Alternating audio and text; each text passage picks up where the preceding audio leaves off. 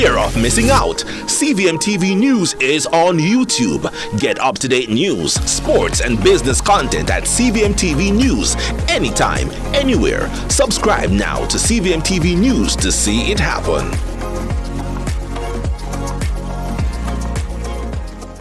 Small business owners and independent contractors get affordable insurance with Sagicor Pro Shield. The time by Sagicor Life is 7 o'clock.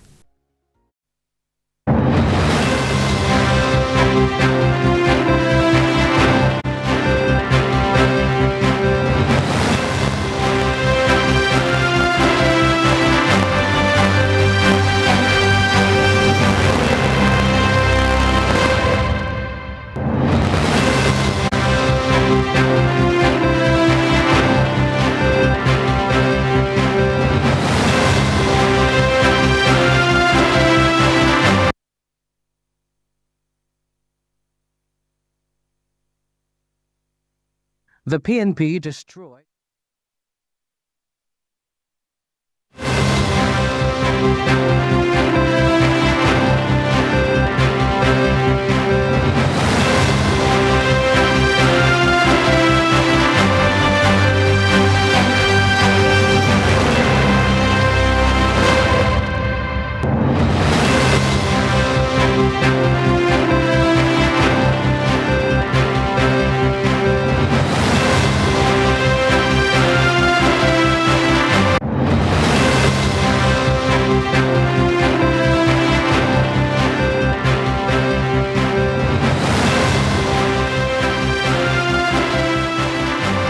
This is CVM News at 7. Here is Eva Lewis. Tonight in CVM News at 7. PM slams attempts to mislead public while Warmington doubles down. Manholes, not potholes. Their residents protest poor road conditions. And Chief Justice responds to accusations of poor court maintenance. Also this evening, Southeast St. Anne MP hopeful bringing new light to politics. In the business report, the Jamaica-China relationship in 2024, and in sports, McLaren calls for reggae boys to be clinical.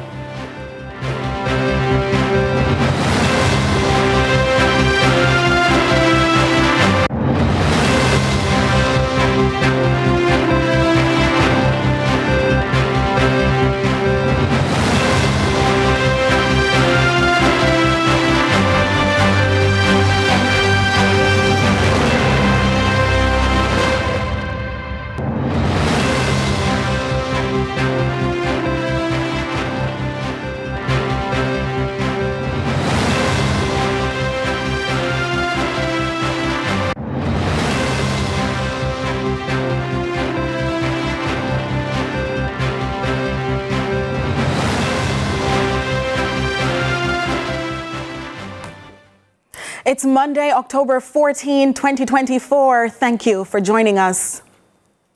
Attacks on the media aren't new. Press freedom often comes under pressure, especially during political tensions.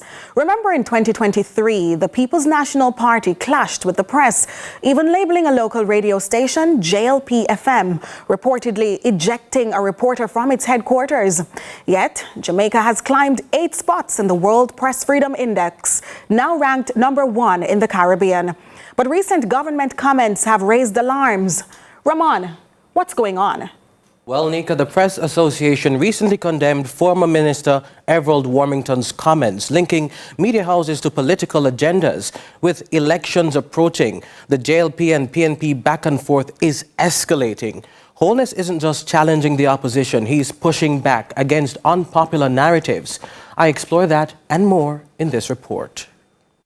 The PNP destroyed this country.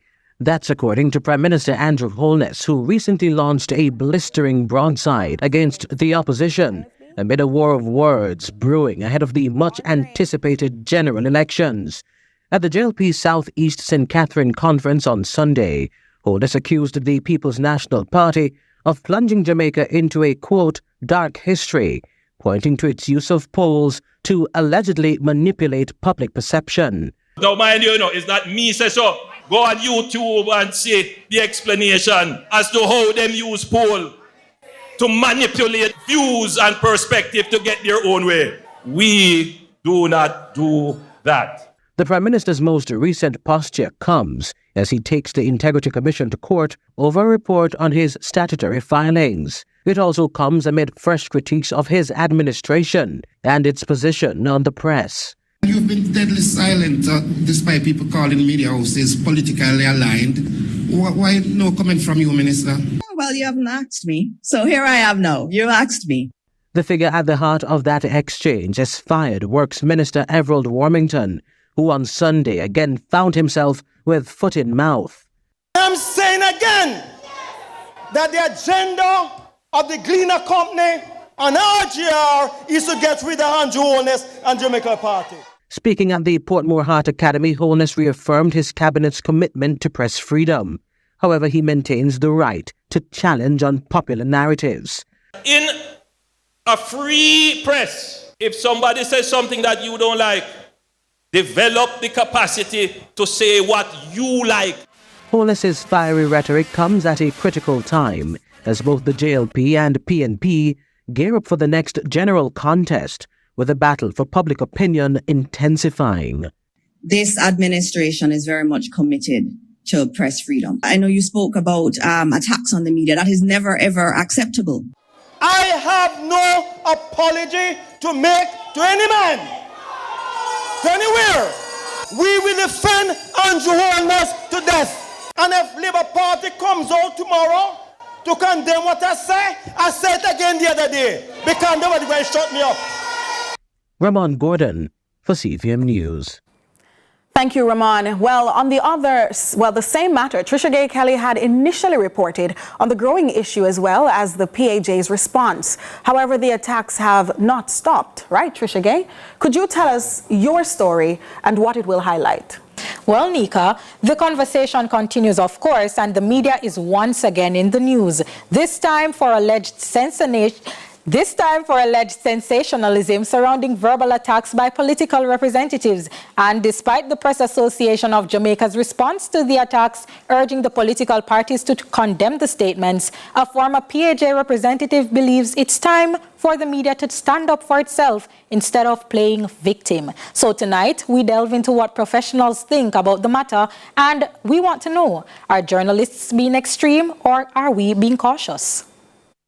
The Press Association of Jamaica, PAJ, has not responded to the most recent verbal attacks on the media, but pundits believe journalists are exaggerating the situation. Former PAJ Vice President Hilton Dennis says such remarks are nothing new to practitioners in the field. He reminds we all have freedom of speech. We will stand up and defend, as a press, right, our right to speak out. However we choose to, and the parties that feel offended have a right also to say as much. We don't have to sensationalize it. We don't have to claim that it is a risk to safety or anything, which it isn't. It doesn't go that far. But his claim is not supported by other professionals in the field. Journalism lecturer at the Northern Caribbean University, Laurie Henry, says verbal attacks can develop into more serious confrontations. These kinds of inflammatory statements can be taken by others too far, whereas the political leaders themselves are not taking certain actions. Their supporters might, and that is a very unpredictable thing. You can't tell who might or who might not. Despite Henry's belief, the former PAJ vice president says the members of the media have brought this act upon themselves, insisting the situation is just the same as it was in the past. All of that is in the history of Jamaica. It does not assault the freedom of the press. That is sensationalism.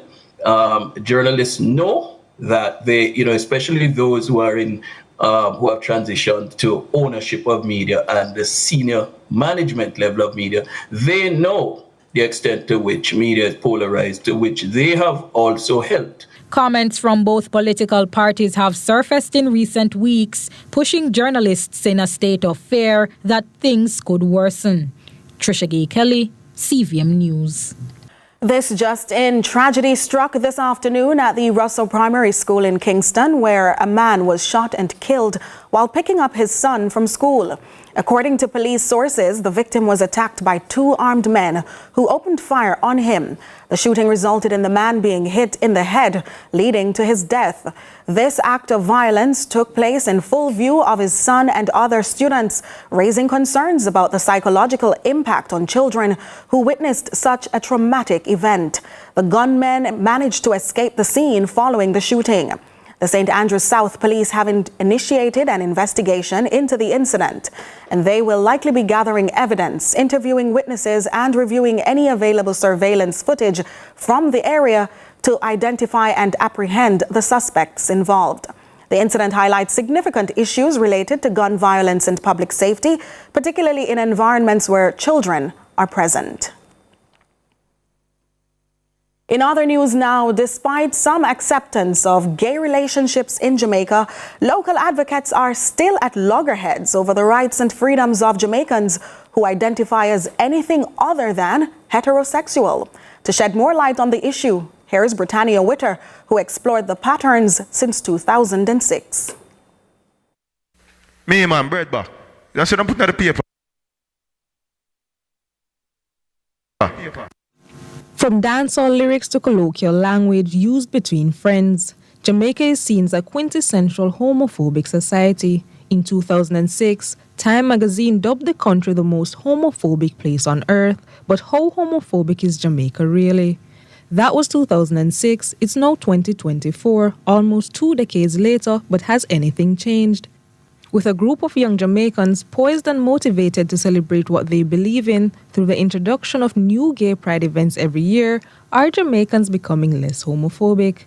Well, CVM News sat with Glenroy Murray, the Executive Director for Equality JA, formerly known as J-Flag, to understand how Jamaicans perceive the lesbian, gay, bisexual, transgender, and the queer community now when compared to recent years. What we're noticing actually is that there is a growing increase in tolerant and positive attitudes. So between the last one in 2019 and now, we've seen a bump of 8% in tolerant and positive attitudes from 24% in 2019 to 32% now. So we're almost at 1/3 of the population. According to an 87-page report that summarizes the awareness, attitudes, and perceptions of Jamaicans towards the gay community from 60% in 2015 to 33% in 2023 in the number of people who hate or reject LGBTQ+ relationships. In contrast, the group's needs assessment findings show that the members of the community are experiencing a negative increase in other areas. What it tells us is that our community still has certain experiences. We are still seeing high levels of violence and discrimination facing our community. And actually, based on when we previously did our community needs assessment in 2019, there's been an increase from 73% to upwards of 80% of members of our LGBT community facing discrimination. We're also seeing an increase in the number of persons who face displacement. That means they've been put out of their homes. For many people, Jamaica is still considered the most hostile Caribbean nation towards same-sex relations, as several advocacy groups describe the LGBTQ+ community a threat to the country's Christian beliefs. Earlier this year, the U.S. Embassy's decision to ban the flying of the pride flag was welcomed, as the advocacy groups believe the flag is an insult to Jamaica's religious laws and constitutions. Despite this, Murray says while many people of faith are opposed to the community, others are actually quite welcoming. It is the gays against the church, for example. And actually, in our dialogue with people of faith, that's not always been the experience. So let's be clear. There are members of the faith community that are vehemently opposed to us having our rights protected, to us having the same access to public goods as everyone else, because they think that's a stepping stone to something way more nefarious. But there are members of the faith community that have been open to us, that we've sat with. Britannia Witter, CVM News. Thanks, Britannia. Well, there's so much more to come on the New Look CVM News at 7. Stay with us.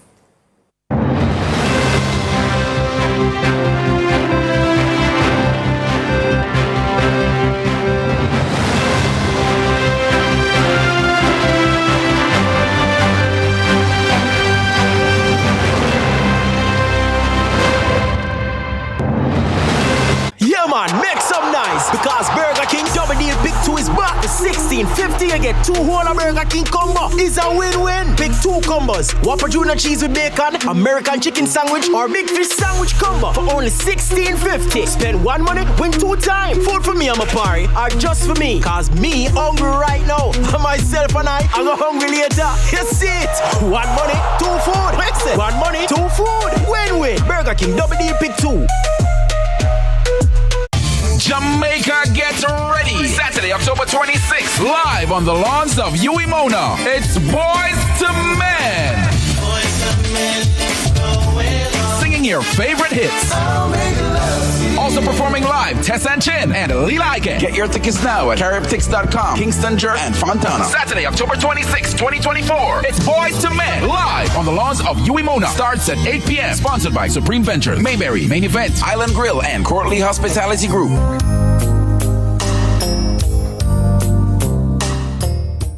Our days get a little complex sometimes. Often so many things make sense, yet so many do not. We are being intentional about giving prominence to the big stories in order to clarify and enlighten. Lead Story explains who, what, when, where, why, and how. Lead Story with George Davis, weekdays at 6:30 p.m. on CVM TV.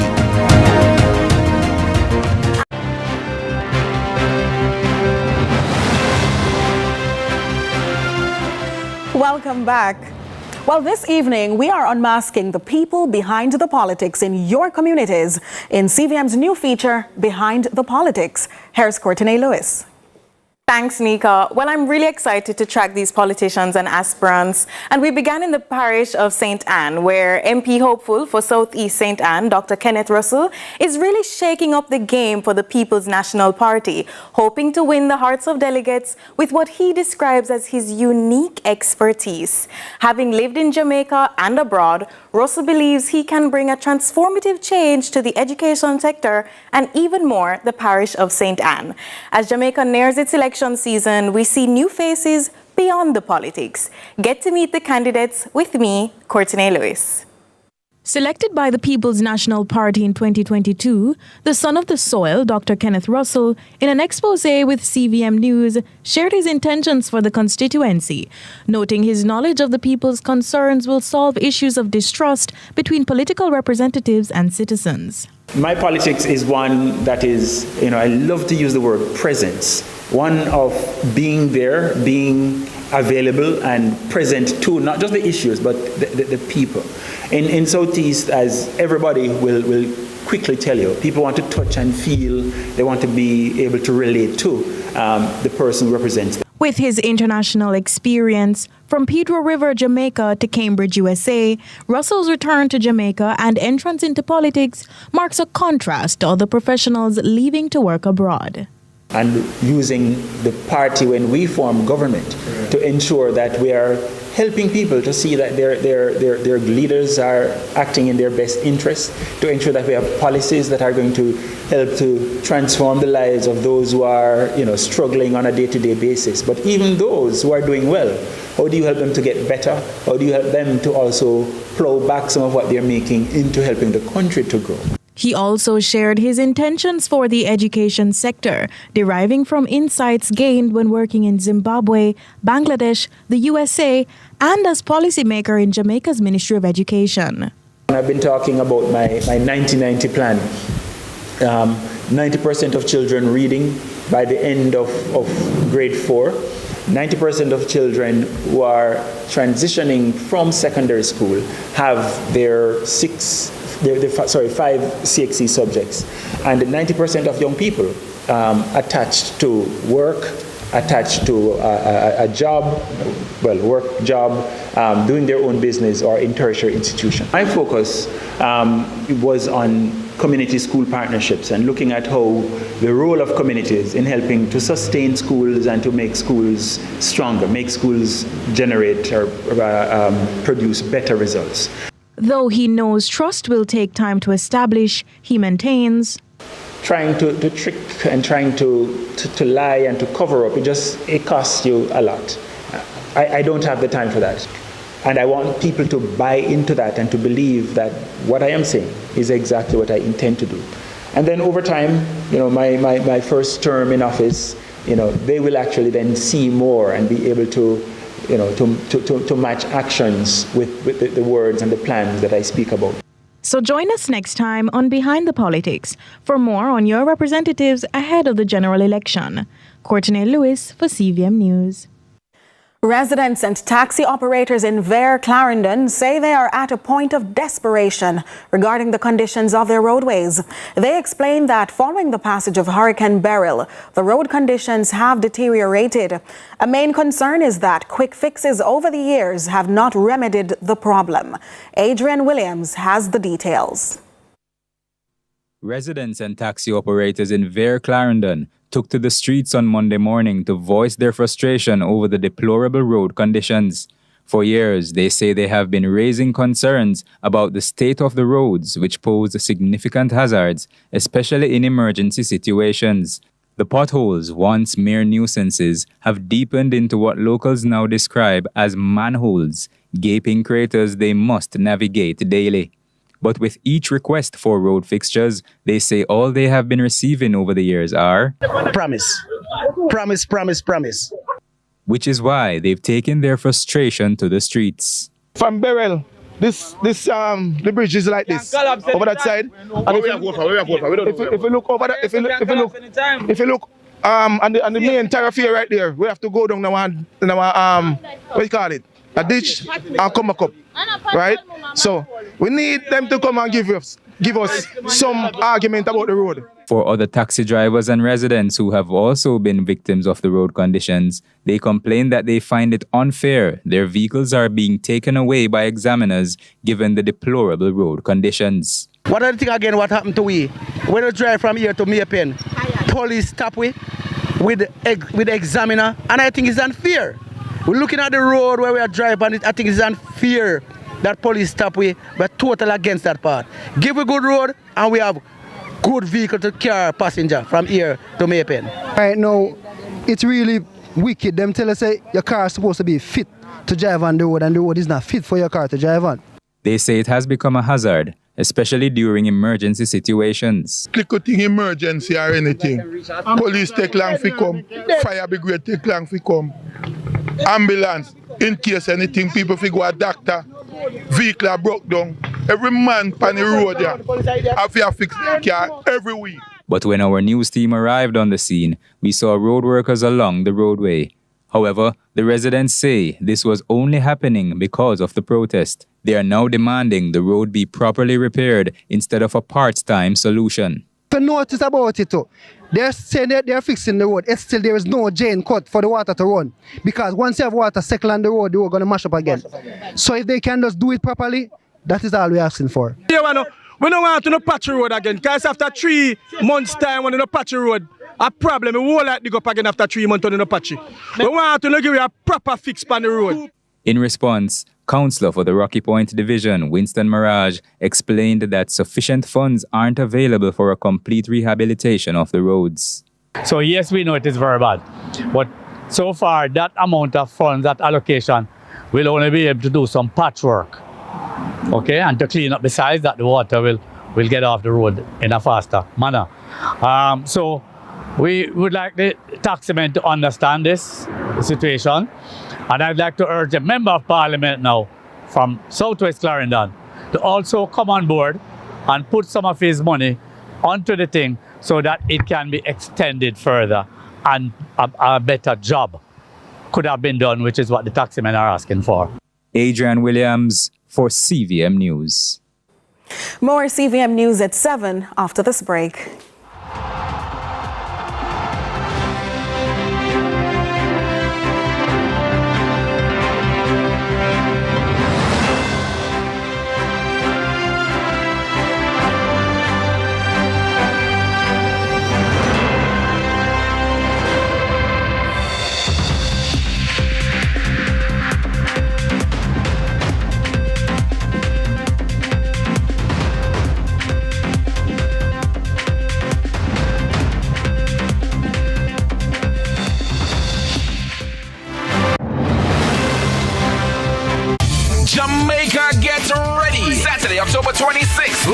on the lawns of Uimona. It's Boys to Men.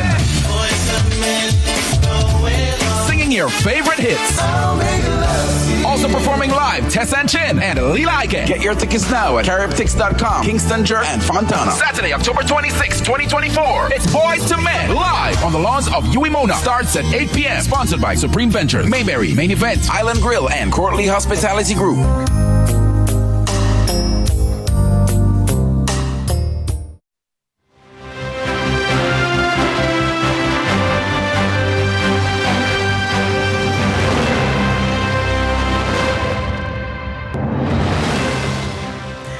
Welcome back. Well, let's take a scroll now through social media.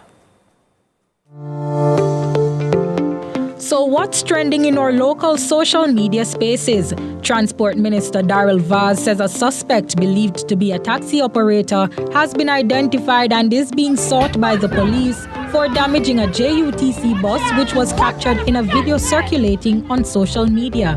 Here are some reactions to the news. At @years_truly asks, "Una not think about the people in the car?" At Chiplock replied, "Him did think about the people them in the bus?" At Shayla_X writes, "Thank you. We are tired of these taxi drivers bullying us on the roads." At Kalizi K. Graham shares, "Amen to this. As so if you use technology, enough is enough now, man. Good job." At Jacko PJ54 comments, "Very good. Too much lawlessness. Pick him up there." At Travis Macmillan adds, "Make examples. This man must be shown that Jamaica is moving ahead without them. Put this man in court and bring in the owner of the car. Make taxis terrified." At Christoph Miller posts, "At the wickedest teamwork this in a Jamaica history. Dead with laugh. All I know I get work at the bus company Monday morning." And that's what's trending online today. Continue to share your thoughts with us on X at CVM TV and CVM_television on Instagram. I'm Trisha Gay Kelly. A look overseas now with regional and international news.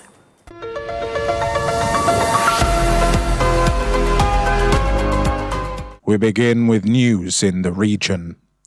The Grenadian Prime Minister and Chairman of the Heads of Government of CARICOM, Mr. Dickon Mitchell, recently toured the Dangote refinery in Nigeria as the Caribbean community seeks to strengthen trade relations with African countries. The refinery, which produces 650,000 barrels per day, is the largest in the world. The details from Channels TV News. This is an amazing achievement, an amazing accomplishment, a tribute to what a great vision Mr. Dangote has, not just for his company, but for Nigeria and but for Africa as a whole. So it's been a wonderful experience. The sheer scale, breadth, depth, sophistication, automation, as well as to see many very bright young Nigerians, particularly at the lab. The Prime Minister is not only Prime Minister of Grenada, he's also the Chairman of the Caribbean states. We're looking at also cement. We're looking at petroleum, to buy maybe some crude from them. Also to sell some of our petroleum products. Because, we export to everywhere. The management of the Dangote Petroleum Refinery is optimistic that this historic meeting will possibly breathe a new life into the Caribbean-African relations, given the reality of Africa as the fastest growing continent in the world. In Barbados, the government is working on plans to introduce parole to the local justice system. Minister of Home Affairs Wilfred Abrams says it will allow for the provisional release of prison inmates. He expects it to come on stream in short order. We hear more from CBC News Barbados. Minister Wilfred Abrams says the introduction of a parole system remains a front-burner issue. He was addressing the media following the Barbados Prison Service annual church service. Minister Abrams says government is actively looking at the legislation that will govern parole. I can't tell you exactly when we're going to do it because I don't want to make myself a liar, but I can tell you that it's a front-burner issue that is actively being worked on as we speak. And the fact that we actually had a Caribbean conference on parole in Barbados within the last 28 days should tell you everything that you need to know. We're pushing full steam ahead with this one. He says the parole system will allow for the early release of those who qualify to spend part of their sentence outside of the prison setting. It will incentivize people. We don't have a problem with overcrowding at the moment, but equally I don't believe anybody should be there who does not need to be there. So it is simply going with the philosophy of this government. We don't want to punish people. We want to help people to realize their best selves.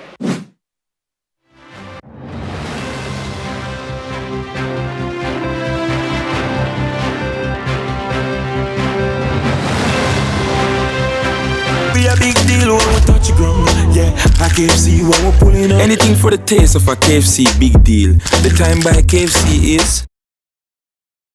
Me, I go show them my way of justice. I'm abused. I need legal advice. I don't deserve this. The truth of the matter is, justice there for all of we. The Ministry of Justice has trained more than 5,600 persons in restorative justice practices. More than 200,000 victims have been supported by the victim services. Legal aid has reached thousands island-wide. Make we talk it out, not fight it out. Call 888 Justice today.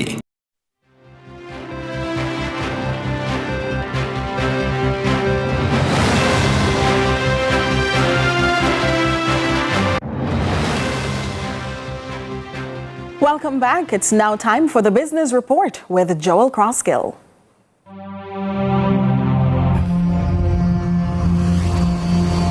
Lots to share with you in the Business Report today. Emerging from the 75th anniversary of the founding of the People's Republic of China banquet as acknowledgement of the advancement of the bilateral economic and trade cooperation between China and Jamaica took a backseat to the celebration of a relationship that has existed diplomatically for 52 years, with cultural contact that extends back 170. The deepening of mutual appreciation during that time was recognized by Chinese ambassador to Jamaica, His Excellency Chen Daojiang, during his address to those gathered.